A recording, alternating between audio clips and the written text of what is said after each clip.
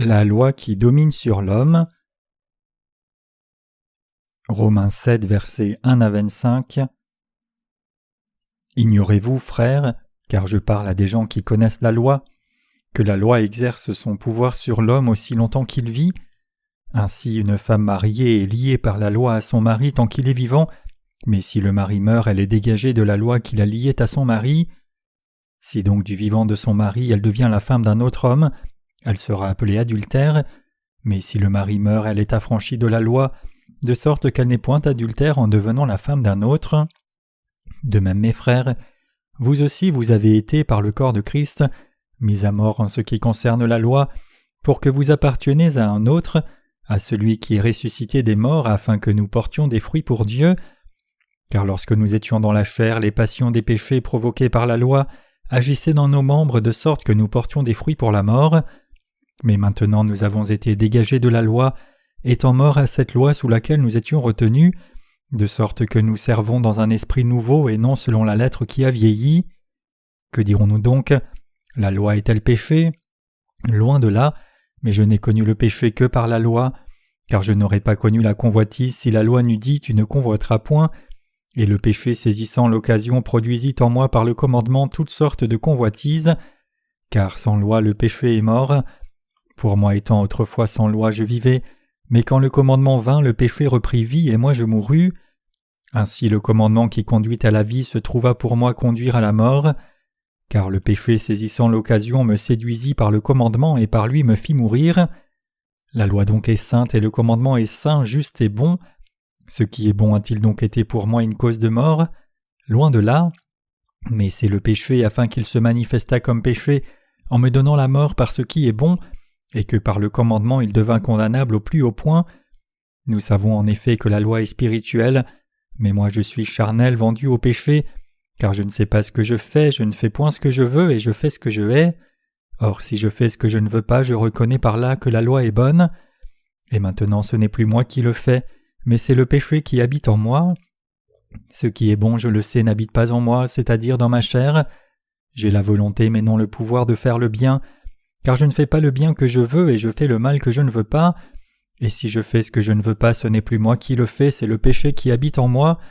Je trouve donc en moi cette loi.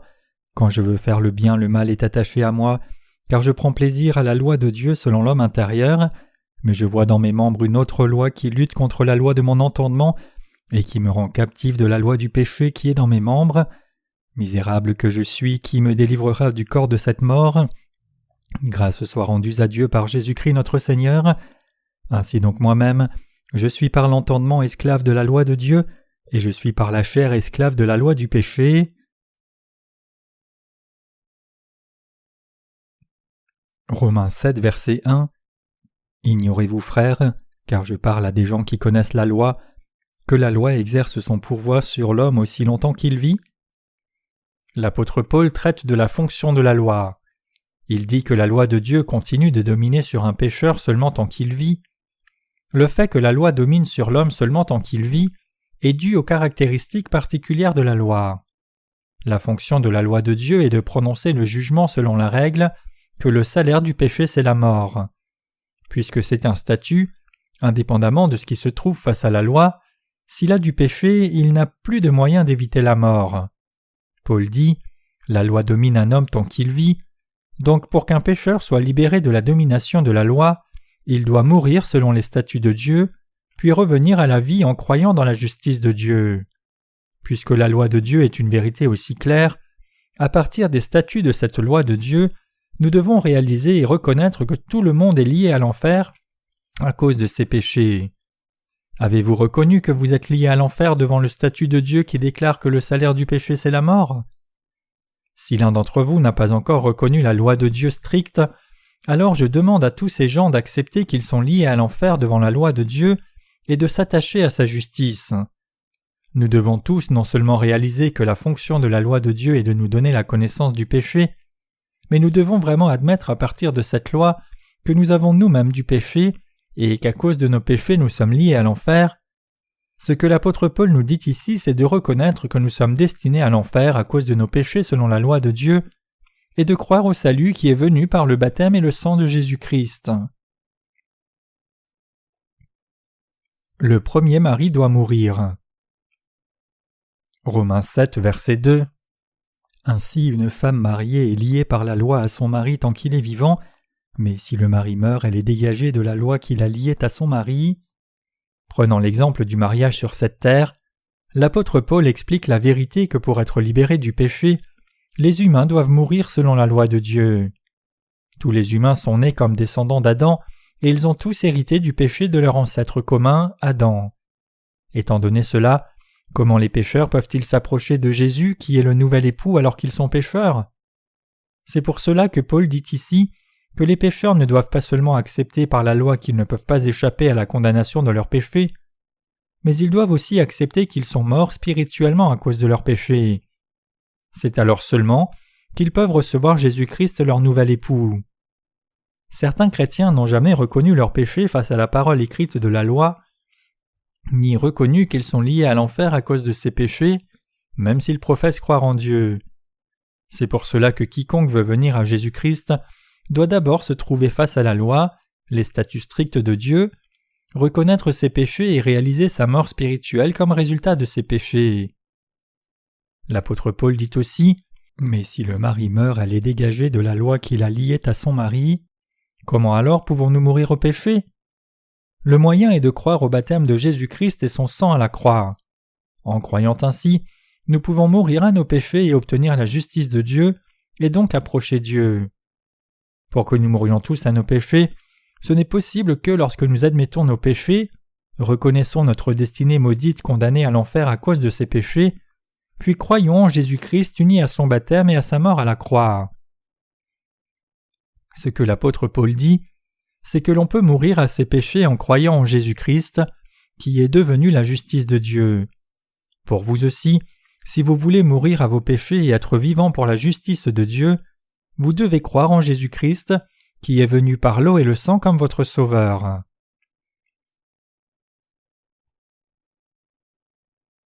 Aller vers un autre mari. Romains 7, verset 3.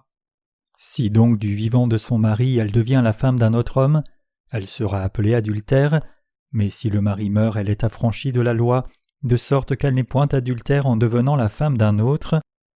Ce passage dit que si quelqu'un croit au baptême de Jésus et son sang à la croix, qui sont la justice de Dieu, alors il appartient à Christ parce qu'il a transféré ses péchés sur Christ, est mort avec Christ et revenu à la vie avec Christ.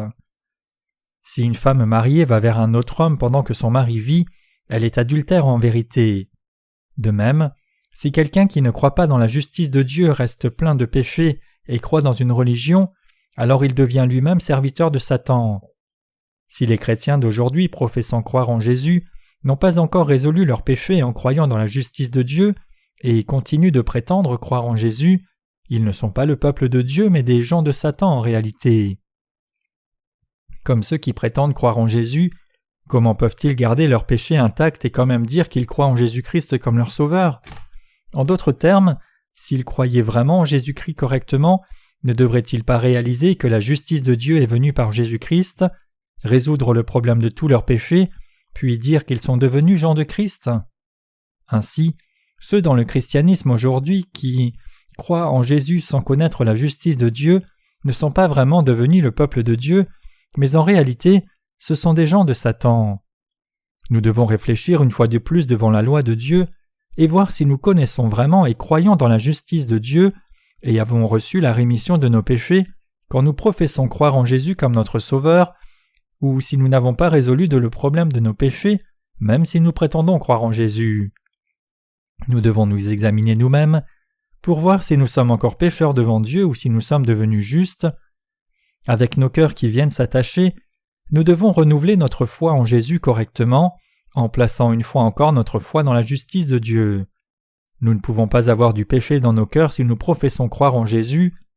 Pour éviter cela, nous devons clairement comprendre le baptême et le sang de la croix de Jésus-Christ, qui est devenu la justice de Dieu, croire dans ces vérités, et ainsi devenir des gens sans péché et justes.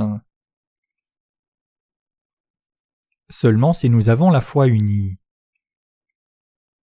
Romains 7, verset 4. De même, mes frères, vous aussi vous avez été par le corps de Christ mis à mort en ce qui concerne la loi, pour que vous apparteniez à un autre, à celui qui est ressuscité des morts, afin que nous portions des fruits pour Dieu. L'apôtre Paul continue de rendre témoignage au baptême que Jésus a reçu de Jean-Baptiste comme un élément indispensable en témoignant de la justice de Dieu. C'est parce que Jésus-Christ a été baptisé au Jourdain, ce par quoi il a pris sur lui tous les péchés du monde. Pour mourir à nos péchés, nous devons avoir la foi qui nous fait réaliser que le baptême que Jésus a reçu de Jean-Baptiste devait accomplir la justice de Dieu. Matthieu 3, verset 15.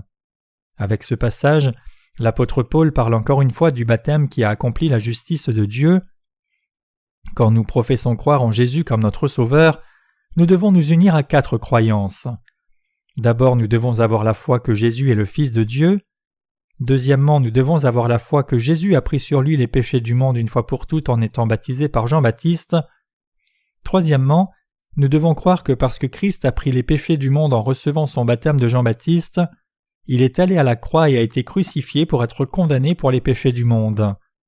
Et en même temps, nous humains devons être unis à la mort de Jésus, au fait que nous étions aussi crucifiés avec lui, et enfin, nous devons aussi avoir foi qu'avec la résurrection de Christ, nos âmes et corps ont aussi été ramenés à la vie. C'est seulement quand nous avons foi au baptême qui constitue la justice de Dieu que nous pouvons vraiment dire que nous sommes morts à la loi par le corps de Christ. Ainsi, puisque nous croyons dans la justice de Dieu que Jésus-Christ a accomplie par son baptême et son sang à la croix, nous pouvons maintenant venir à Christ et porter le fruit de la nouvelle vie pour Dieu. Vous et moi devons réaliser que les péchés du monde ont été transférés sur Jésus quand il a été baptisé, et que par sa mort à la croix, vous et moi sommes aussi morts au péché, et par la résurrection de Jésus-Christ, nous sommes rendus vivants à la justice de Dieu. Par la foi légaliste.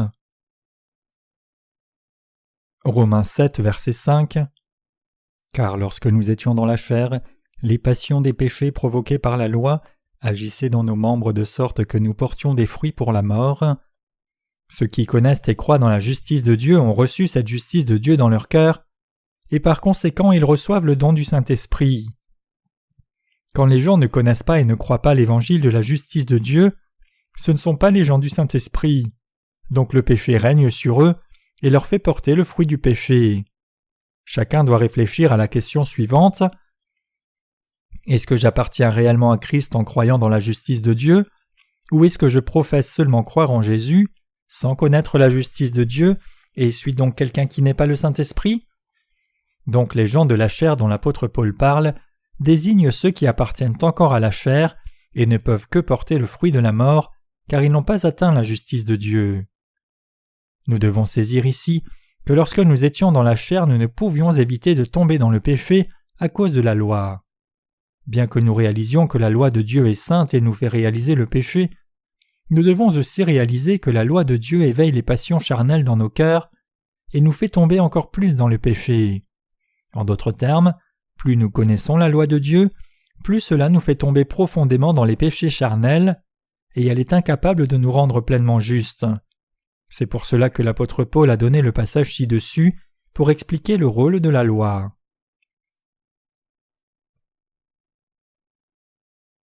Avec la nouvelle foi de l'Esprit. Romains 7, verset 6. Mais maintenant nous avons été dégagés de la loi, étant marre à cette loi sous laquelle nous étions retenus, de sorte que nous servons dans un esprit nouveau, et non selon la lettre qui a vieilli. Qu'est-ce que la nouveauté de l'esprit dont Paul parle ici? Cela désigne la foi dans la justice de Dieu. L'évangile de la justice de Dieu dont Paul parle, c'est l'évangile de l'eau et de l'esprit dont le Seigneur a parlé. Croire dans cet évangile, c'est croire au baptême que Jésus a reçu de Jean-Baptiste, son sang à la croix et sa mort et résurrection. Si nous croyons dans la justice de Dieu comme Paul, alors nous mourrons aussi au péché qui nous liait et serons libres de la colère de la loi. Quand Paul et tous ceux de ce temps qui croient dans la justice de Dieu le servent, ils ne le servent pas par la loi, mais ils le servent avec la justice qui s'obtient par leur foi dans l'évangile de l'eau et de l'esprit. Qui a la foi qui sert Dieu justement et correctement? Ceux qui servent Dieu par la loi ne servent pas vraiment Dieu, mais ils servent seulement leur propre chair. Par contre, pour ceux qui servent Dieu en mettant leur foi dans la vérité de l'évangile de l'eau et de l'esprit, où la justice de Dieu est révélée, ils servent Dieu en faisant son œuvre juste, c'est-à-dire en prêchant partout l'évangile de l'eau et de l'esprit qui sauve les pécheurs du péché et en délivrant toute l'humanité du péché. Donc nous qui croyons dans la justice de Dieu ne sommes pas de ceux qui servent Dieu avec la loi, mais de ceux qui plaisent à Dieu en croyant dans sa justice. Quiconque sert Dieu ne doit jamais essayer de le faire avec une foi légaliste. Je vous exhorte tous, vous qui croyez maintenant dans l'évangile de la justice de Dieu, à le servir, le suivre, et le prêcher par cette foi dans la justice de Dieu. C'est avec cette croyance que la vie de foi est menée.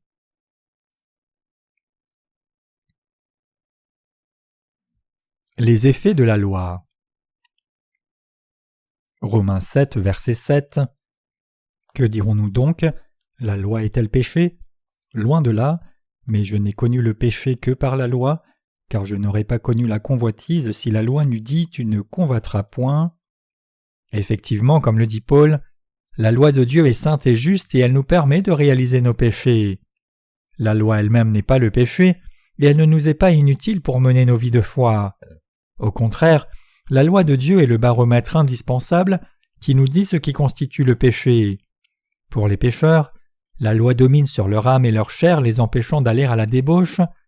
Cette fonction restrictive de la loi est encore plus efficace pour les pécheurs chrétiens qui professent croire en Jésus mais ne connaissent pas la justice de Dieu. Cependant, la loi a aussi l'effet de désigner le péché à ceux qui sont devenus le peuple de Dieu et qui croient dans sa justice. Puisque sans la loi de Dieu personne ne sait ce qu'est le péché, elle est indispensable à tout le monde. Ce n'est pas cependant parce que les croyants dans la justice de Dieu ont peur des statuts de sa loi qu'ils le servent. Loin de là, ils croient du cœur dans la justice de Dieu qui est plus exaltée que la loi, car ils ont le Saint-Esprit et lui font confiance. C'est ainsi qu'ils font ce qui plaît à Dieu. Connaissez-vous et croyez-vous la justice de Dieu? Ou essayez-vous de servir Dieu avec votre propre justice, essayant d'observer la loi? Je vous exhorte tous à servir Dieu avec la connaissance et la foi dans l'évangile de l'eau et de l'esprit, l'évangile qui vous permet d'obtenir la justice de Dieu. Je remercie le Seigneur de nous avoir donné la loi et la justice de Dieu. Sans la loi, le péché est mort. Romains 7, verset 8. Et le péché, saisissant l'occasion, produisit en moi par le commandement toutes sortes de convoitises, car sans loi le péché est mort. Il est correct que la loi de Dieu nous permet de réaliser le péché. Paul écrit ce passage en se souvenant de son ancien être qui était dans la loi avant de naître de nouveau. Comme Paul témoigne au sujet de sa propre expérience et réalisation du rôle de la loi et des statuts de Dieu, le péché a saisi l'opportunité et les statuts de Dieu ont provoqué de mauvais désirs en lui. C'est la réalité. Comme nous le savons tous, la loi de Dieu nous révèle sa sainteté car elle est sainte. Cependant, en dehors de ce rôle, la loi a une autre fonction. Elle expose les péchés qui sont cachés dans nos cœurs pour que nous les réalisions, les extrayions et nous les commettions. C'est pour cela que Paul dit « Et le péché, saisissant l'occasion, produisit en moi par le commandement toutes sortes de convoitises. » Dieu a parlé à tous ceux qui croient en lui de la loi qui doit être observée au quotidien. Cette loi contient pas moins de 613 statuts. Pour les classifier en deux catégories, ces statuts se divisent entre commandements positifs et négatifs, c'est-à-dire ce que nous devons et ne devons pas faire. Cependant, bien que cette loi commande l'humanité par des faits et ne fait pas, puisque tous les humains sont nés avec 12 sortes de péchés, les péchés qui sont latents dans les cœurs sont révélés extérieurement. Paul dit que la loi produit en moi toutes les convoitises, donc sans la loi que Dieu a donnée à l'humanité, les péchés des gens pourraient être considérés comme inexistants même s'ils étaient réels. L'apôtre Paul dit « Sans la loi, le péché est mort ». Devant la parole de la loi de Dieu, nous devons tous réfléchir sur les erreurs que nous aurions commises, reconnaître toutes ces fautes et aussi rendre grâce à Dieu en croyant dans sa justice.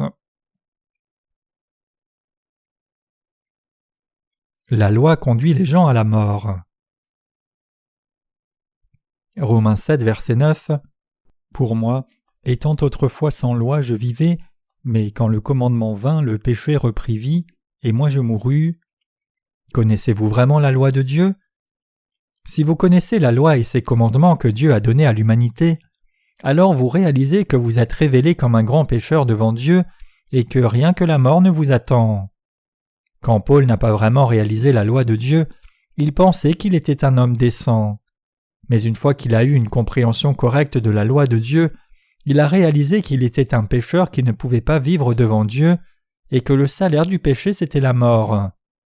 Quand nous réalisons correctement que Dieu est le Créateur et le Juge, nous reconnaissons les commandements de Dieu correctement et nous inclinons nos cœurs devant les statuts qu'il a établis. En faisant cela, nous reconnaissons vraiment Dieu comme Dieu. Par contre, quand nous ne reconnaissons pas Dieu comme Dieu, même s'il est notre Créateur et bien vivant, nous ne tremblons pas devant les statuts qu'il a commandés, nos cœurs sont endurcis, et nous vivons en pensant qu'aucun jugement terrible ne tombera sur nous. Cependant, quand nous reconnaissons vraiment le Dieu de la création et gravons ses commandements sur nos cœurs, nous réalisons que nous sommes vraiment des pécheurs liés à la mort et nous nous attachons à la justice de Jésus-Christ le Sauveur. Pour vraiment croire dans la justice de Dieu, nous devons reconnaître que Jésus-Christ est le Dieu de la création, confesser que nous sommes de grands pécheurs devant lui, et en même temps le remercier de nous avoir délivrés de tous nos péchés par la justice de Dieu, lorsque nous ne pouvons pas éviter la malédiction de la mort comme salaire de nos péchés. Ouah! Comment est-ce possible? Romains 7, verset 10. Ainsi le commandement qui conduit à la vie se trouva pour moi conduire à la mort. Quand nous croyons en Dieu depuis longtemps, nous pouvons faire la même réalisation de la vérité que Paul. Un problème majeur cependant, c'est que beaucoup de chrétiens n'ont généralement pas cette réalisation, pensant seulement établir leur propre justice en observant la loi. Avant d'être né de nouveau, Paul pensait aussi qu'il pouvait recevoir la vie éternelle s'il observait les commandements de Dieu, donc il a consacré sa vie et a tout donné pour essayer d'observer les 613 commandements de la loi, pour demeurer dans les commandements de Dieu afin de l'honorer par-dessus tout, et aimer ceux qui étaient à ses côtés. Cependant, ce qu'il a réellement expérimenté, c'est ceci: le commandement qui conduit à la vie se trouva pour moi conduire à la mort. Cela signifie que Paul a vraiment réalisé le rôle de la loi de Dieu. La fonction de la loi est de nous permettre de reconnaître nos péchés et de nous faire aussi réaliser combien les commandements de Dieu sont stricts pour que nous saisissions que nous n'avons pas d'autre choix que mourir à cause de nos péchés. En même temps que Paul a fait cette réalisation, il a aussi vu pour lui-même que Jésus-Christ en particulier était absolument nécessaire pour lui et que la justice de Dieu excédait de loin la justice de l'homme. Paul était quelqu'un qui comprenait pleinement la justice de Dieu. C'est pour cela qu'il pouvait faire une telle confession par expérience personnelle. Nous qui croyons en Jésus comme notre Sauveur en ces temps, devons aussi pouvoir confesser ce genre d'expérience personnelle, que nous avons aussi réalisé cette même justice de Dieu que Paul a réalisée. Je crois que si vous ne prenez pas la parole de l'évangile de l'eau et de l'esprit à la légère, vous serez tous capables de saisir la justice de Dieu tout comme Paul. Que les bénédictions de la foi dans la justice de Dieu soient avec vous. Se méprendre sur la loi. Romains 7, verset 11. Car le péché, saisissant l'occasion, me séduisit par le commandement et par lui me fit mourir. Peu de gens comprennent la loi de Dieu aussi profondément que l'apôtre Paul. Même dans la parole des commandements de Dieu, Paul reconnaît vraiment ses propres insuffisances. Ayant réalisé profondément qu'il devait mourir pour ses péchés, Paul confesse « Car le péché saisissant l'occasion me séduisit par le commandement et par lui me fit mourir. » La triste réalité aujourd'hui, c'est que beaucoup de chrétiens sont assez satisfaits de seulement observer les commandements de Dieu. C'est aussi un fait qu'ils prennent leur obéissance aux commandements de Dieu comme quelque part leur propre justice, et ils sont reconnaissants pour cela et s'en satisfont. Cependant, si quelqu'un n'a pas la justice de Dieu dans son cœur, alors il doit réaliser ses insuffisances dans les commandements de Dieu et ne pas être rempli par sa propre justice, juste parce qu'il réussit parfois à observer quelques petits commandements. C'est parce que si quelqu'un ne possède pas la justice de Dieu par la foi, alors il est encore pécheur devant Dieu, et puisqu'il est pécheur, il n'a pas de justice pour s'exalter lui-même juste parce qu'il a observé les commandements de Dieu à un certain point. Regardant à l'époque où il était lui-même pécheur, Paul confesse la vérité qu'il a réalisée par sa propre expérience. Comme l'apôtre Paul, ceux qui ont vraiment reconnu leurs péchés en profondeur devant Dieu pourront aussi confesser comme Paul en mettant leur foi dans la parole d'évangile de l'eau et de l'esprit, qui est devenue la justice de Dieu. La bonne loi et nous qui sommes des tas de péchés. Romains 7, verset 12. La loi est sainte et le commandement est saint, juste et bon. Ce que l'apôtre Paul a réalisé, c'est que tous les commandements donnés dans la parole de la loi de Dieu, qu'il devait observer dans la vie quotidienne, étaient saints, justes et bons. Il a confessé simplement qu'il était un tas de péchés devant Dieu et qu'il était un homme lié à l'enfer. Devant Dieu, ceux qui réalisent leurs péchés et reconnaissent qu'ils sont fondamentalement liés à l'enfer remercient Dieu et croient dans la parole d'évangile de l'eau et de l'esprit qui leur permet d'obtenir la justice. Bien qu'il y ait beaucoup de chrétiens dans ce monde professant croire en Jésus, tout le monde ne reconnaît pas son être pécheur devant Dieu et peu en réalité réalisent la vérité que la parole de l'évangile de l'eau et de l'esprit constitue la justice de Dieu. Qu'en est-il de vous alors ? Avez-vous vraiment découvert la justice de Dieu par la parole d'évangile de l'eau et de l'esprit ? Si vous dites juste que vous croyez en Jésus, même si vous ne pouvez pas trouver la justice de Dieu accomplie dans le baptême et le sang de Jésus, alors vous continuez encore de mener votre vie terrée dans le péché et vous verrez la destruction tout comme ceux qui ne croient pas en Jésus.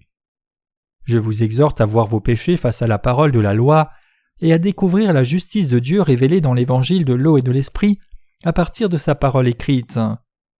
Si vous découvrez la justice de Dieu dans la parole de l'eau et de l'esprit et acceptez Jésus comme votre sauveur, vous serez sauvés pour toujours. Ce qui fait que le péché est excessivement pécheur. Romains 7, verset 13. Ce qui est bon a donc été pour moi une cause de mort, loin de là, mais c'est le péché afin qu'il se manifestât comme péché en me donnant la mort par ce qui est bon, et que par le commandement il devint condamnable au plus haut point. L'apôtre Paul ne plaide pas pour l'abolition de la loi. Certaines personnes disent à tort que la parole de l'Ancien Testament est inutile au temps présent du Nouveau Testament.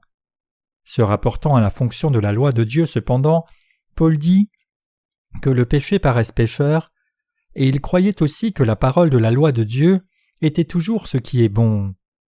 Paul avait raison dans sa compréhension de la loi de Dieu et de ses commandements. C'est pour cela que lorsqu'il a découvert la justice de Dieu, il a pu percevoir cette vérité correctement, y obéir et y croire. Les statuts et commandements que Dieu a donnés à l'humanité sont bons. À travers les commandements de Dieu, nous devons réaliser nos péchés et nous devons accepter la justice de Dieu dans nos cœurs. Pour nous donner le salut dans sa justice, Dieu a donné la bonne parole de la loi, nous permettant de reconnaître nos péchés et de croire au vrai évangile du salut. L'évangile qui amène le vrai salut à l'humanité est composé du baptême du Seigneur et de son sang à la croix. Cet évangile n'est autre que la parole d'évangile de l'eau et de l'esprit dont le Seigneur a parlé. Je prie et espère que vous deveniez aussi tous excessivement pécheurs à travers les commandements de Dieu, croyez en l'évangile où la justice de Dieu est révélée, et soyez ainsi parfaitement sauvés du péché. L'impuissance de la chair. Romains 7, verset 14. Nous savons en effet que la loi est spirituelle, mais moi je suis charnel, vendu au péché. Paul confesse l'impuissance de sa chair. Paul confesse par sa propre expérience combien sa chair suivait encore le péché dont la loi parlait, même s'il avait la justice de Dieu désormais. Nous avons tous un grand respect pour Paul parce qu'il a atteint une telle hauteur spirituelle de la foi. Cela ne signifie pas cependant que nous respectons Paul parce que sa chair était différente de la nôtre. Loin de là, Paul avait la même chair que notre chair et commettait les mêmes péchés que nous commettons, mais en dépit de cela, il se confiait dans la justice de Dieu, y croyait et prêchait cette justice. Voyant la faiblesse de sa chair en d'autres termes, Paul croyait encore plus fermement dans la justice de Dieu, révélée par Jésus-Christ et remercié pour cela. Pour comprendre correctement ce que Paul dit au verset 14 et suivant, nous devons nous assurer que nous avons une vue correcte de son état, si ce qu'il dit s'applique à avant ou après avoir cru dans la justice de Dieu. Ce que Paul dit à partir de là et dans la suite c'est que la chair de l'homme continue d'enfreindre la loi de Dieu et de pécher, que ce soit avant ou après la nouvelle naissance. Cependant, nous voyons que Paul était un homme de foi qui menait une vie victorieuse en croyant en Jésus-Christ qui a accompli la justice de Dieu. Si Paul a triomphé en croyant dans la justice de Dieu, alors nous devrions remercier le Seigneur de nous avoir transmis la foi que nous pouvons aussi triompher avec la même foi que Paul. Êtes-vous satisfait par votre propre justice ou par la justice de Dieu? Car le bien que je veux faire, je ne le pratique pas. Romains 7, verset 15. Car je ne sais pas ce que je ne fais point ce que je veux, et je fais ce que je hais. Quand Paul dit ici qu'il ne comprend pas ce qu'il fait, il parle des actes de la chair. Ce dont Paul parle au verset 15, c'est la vie dualiste entre la chair et l'âme. Donc Paul se lamente de sa chair, voyant qu'elle suit les désirs de la chair plutôt que la volonté de l'esprit dans son cœur. Paul dit cela parce qu'il voit que sa chair voulait toujours désobéir à la volonté de Dieu. En d'autres termes, il a vu que la chair des croyants dans la justice de Dieu suivait les mêmes péchés interdits par la loi, tout comme la chair de ceux qui ne sont pas nés de nouveau. Donc il a confessé ainsi avec plus de frustration et se lamentant « Misérable homme que je suis, qui me délivrera de ce corps de mort ?» Bien que Paul se soit lamenté ainsi, il était vite joyeux de la justice de Dieu qui est venue vers lui en Jésus-Christ. La chair de l'homme recherche toujours les désirs charnels. Les désirs de la chair constituent toujours le péché devant Dieu, donc quiconque croit dans la justice de Dieu doit prêcher cette justice dans le monde entier. C'est pour cela que Paul dit en Romains 12, verset 1 « Je vous exhorte, frères, par les compassions de l'Éternel, à présenter vos corps comme un sacrifice vivant, saint et agréable à Dieu, ce qui sera de votre part un culte raisonnable. » Nous devons réaliser ici que même pour ceux qui sont nés de nouveau en croyant dans la justice de Dieu, leur chair suit constamment le péché. Cependant, nous devons aussi réaliser et croire que les esprits des croyants dans la justice de Dieu veulent toujours la servir et la suivre.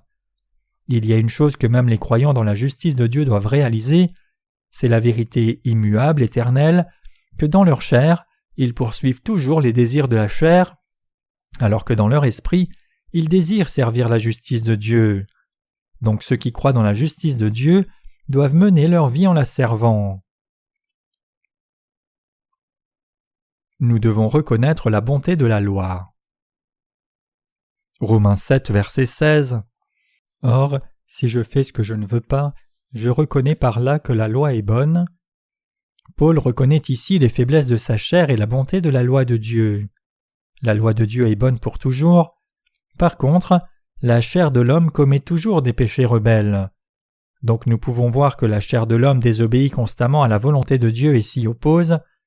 Personne ne devrait jamais attendre aucune bonté de sa chair, mais plutôt placer ses attentes de bonté seulement dans la foi dans la justice de Dieu et le Saint-Esprit qui vient avec. Nous devons reconnaître que la chair de l'homme est corrompue, mais les pensées et corps qui suivent la volonté du Saint-Esprit sont des instruments utilisés pour de bonnes œuvres. Nous devons réaliser et croire que la justice de Dieu conduit toujours les croyants sur la voie qui plaît à Dieu. Les désirs de la chair. Romains 7, verset 17. Et maintenant ce n'est plus moi qui le fais, mais c'est le péché qui habite en moi.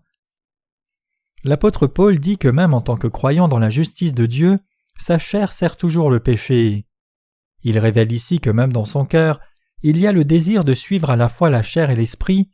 Donc à cause de ses pensées charnelles, l'apôtre Paul a vu beaucoup de difficultés, et donc il se tenait toujours à la justice de Dieu qui est venue par le Seigneur.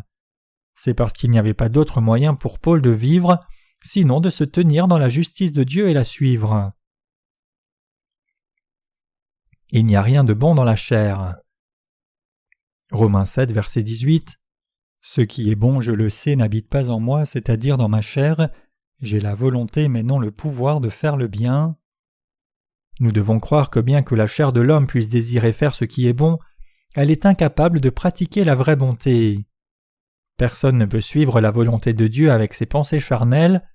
Donc même pour ceux qui croient dans la justice de Dieu, c'est seulement quand ils cherchent et réalisent la volonté de Dieu qui lui plaît qu'ils peuvent s'unir à cette volonté et suivre Dieu.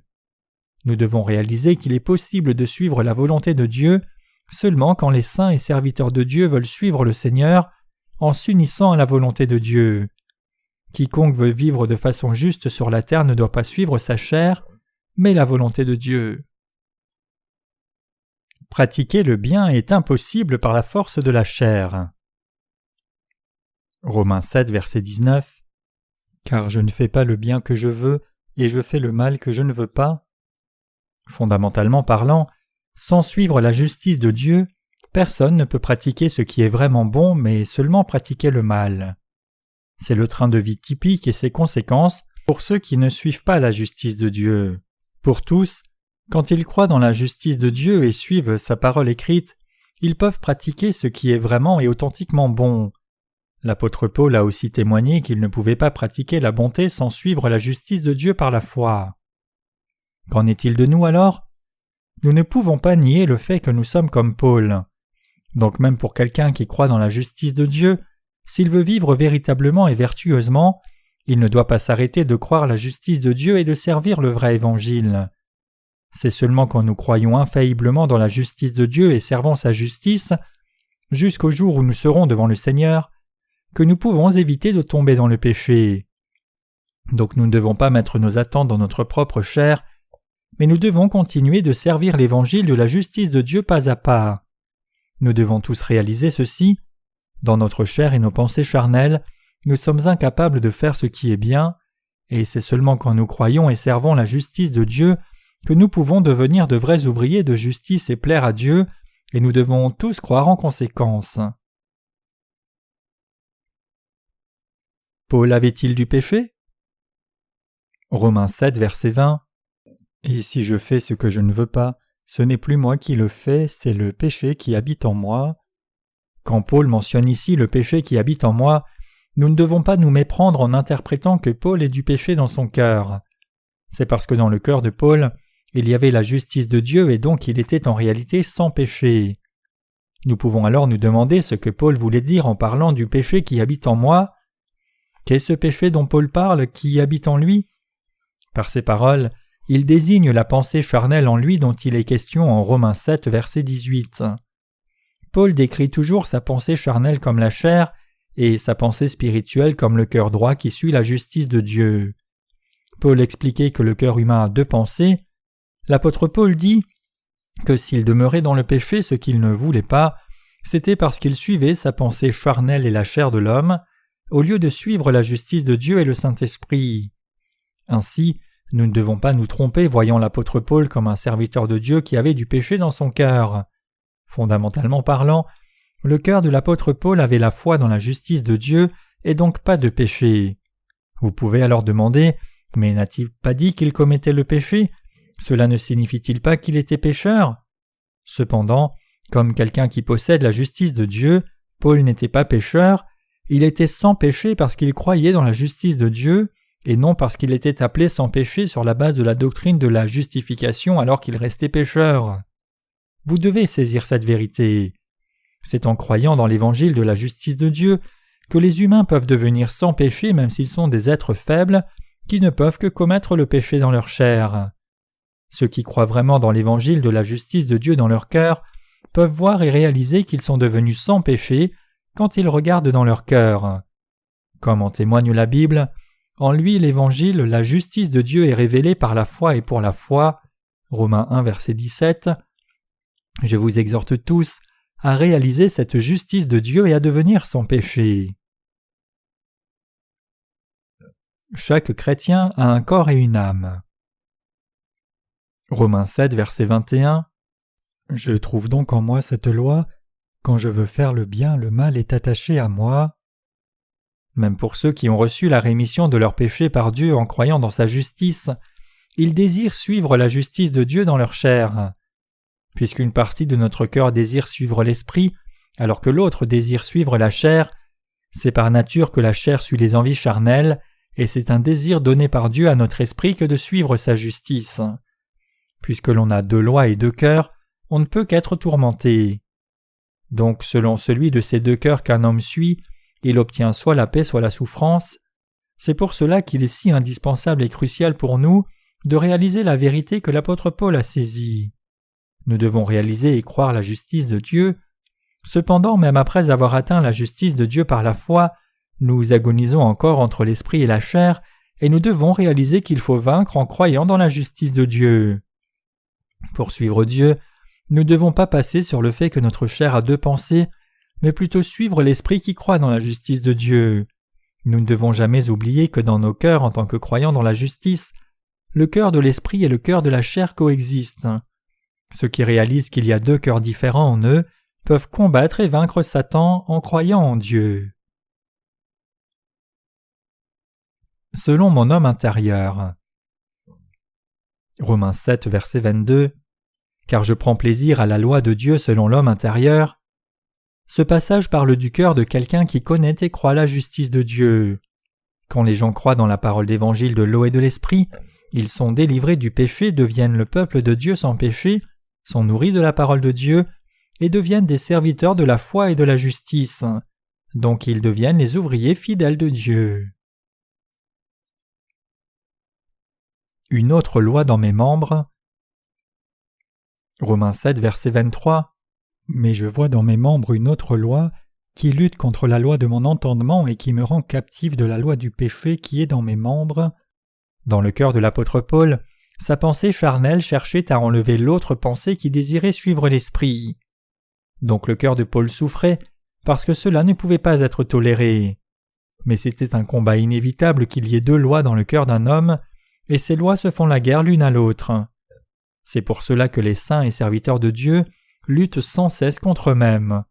Donc ils sont fatigués de la bataille et tombent, mais ce n'est qu'une évidence qu'ils finiront par vaincre, puisqu'ils croient dans la justice de Dieu. Ces batailles sont menées par quiconque croit dans la justice de Dieu, mais la victoire s'obtient en se confiant au Seigneur qui amène cette victoire. Le Seigneur qui sauve les gens corrompus. Romains 7, verset 24. Misérable que je suis, qui me délivrera du corps de cette mort? Si des serviteurs de la justice de Dieu qui sont devenus le peuple de Dieu sont fatigués de la bataille et tombent, c'est à cause de la poursuite des désirs de la chair et des péchés des convoitises charnelles. Mais il y a un général qui permet aux serviteurs de la justice de vaincre, et son nom est Jésus-Christ. Il est le Sauveur, qui, lorsque ceux qui sont sous son commandement tombent et demandent son aide, vient à leur secours avec l'épée de l'évangile de la justice de Dieu. Avec un coup d'épée, il enlève la mort, qui est le salaire du péché, les malédictions, la honte et ce qui va avec, les couvre du vêtement du salut, leur donne une nouvelle force, les relève et leur permet de vivre avec force pour la justice de Dieu. Lorsque les saints et serviteurs de Dieu qui croient dans sa justice tombent au combat contre le péché, Jésus-Christ les fait toujours vaincre. Cependant, avant qu'une telle victoire ne soit obtenue, lorsqu'ils perdent la bataille contre eux-mêmes et tombent, c'est Jésus-Christ le roi de justice qui vient à leur secours. C'est pour cela que les saints remercient Dieu et lui donnent gloire. Bien que les croyants dans la justice de Dieu soient placés sous de telles circonstances, ils expérimentent pour eux-mêmes la puissance de la justice du Seigneur qui les aide à vaincre, reçoivent une nouvelle force et reprennent du terrain. Ces expériences ne peuvent être vécues que par les justes. Par l'entendement, je sers la loi de Dieu. Romains 7, verset 25. Grâce soit rendue à Dieu par Jésus-Christ notre Seigneur. Ainsi donc moi-même je suis par l'entendement esclave de la loi de Dieu, et je suis par la chair esclave de la loi du péché. Les saints et les serviteurs de justice qui connaissent et croient dans la justice de Dieu vainquent tous les péchés en croyant toujours la parole de l'évangile de l'eau et de l'esprit donnée par Jésus-Christ. Donc en croyant dans la justice de Dieu, ils combattent et vainquent le péché, le remerciant aussi. C'est la victoire et la bénédiction pour ceux qui sont devenus les serviteurs de Dieu en croyant dans sa justice. Avez-vous une telle foi de victoire? Une telle foi et victoire s'obtiennent par la foi dans la vérité de l'évangile de l'eau et de l'esprit que Dieu nous a donné à travers Jésus-Christ. Chacun de ceux qui connaît et croit cette vérité sécurise sa victoire totale dans son combat contre lui-même, et tout se fera pour donner gloire et reconnaissance à Dieu. Ce genre de foi victorieuse n'est pas obtenu par les croyances légalistes, elle n'est pas non plus atteinte par les doctrines chrétiennes, Cette foi est obtenue seulement en croyant dans l'évangile de l'eau et de l'esprit qui nous fait triompher sur tous les péchés. Tous les justes et tous les serviteurs de Dieu qui croient en sa justice sont aussi ceux qui, avec leurs pensées, servent la loi de Dieu eux-mêmes, mais avec la chair servent la loi du péché. Cependant, celui qui leur permet de vaincre toutes ces choses, c'est Jésus-Christ. C'est à cause de Jésus-Christ que tous ceux qui croient dans la justice de Dieu sont pour toujours reconnaissants. Alléluia! Je remercie Dieu de nous donner la victoire sur tous ses péchés.